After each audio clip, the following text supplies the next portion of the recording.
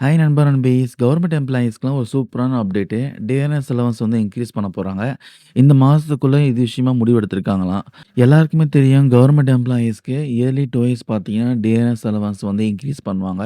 ஜனவரி மாசமும், ஜூலை மாசமும் இது வந்து நடைமுறைக்கு வரும். வருஷத்துக்கு பார்த்தீங்கன்னா 2 முறை டிஆர்எஸ் அலவன்ஸ் இன்கிரீஸ் பண்ணுவாங்க.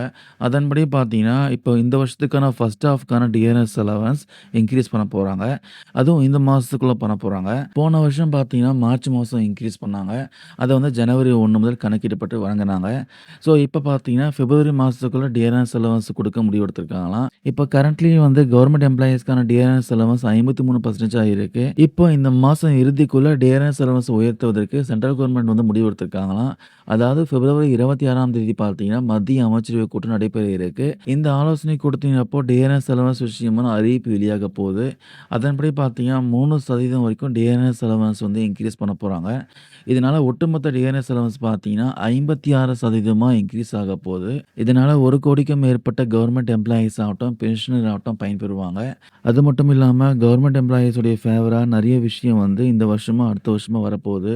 ஒண்ணு வந்து பார்த்தீங்கன்னா, 8த் பே கமிஷன் 2026க்குள்ள நடைமுறைக்கு வரப்போகுது.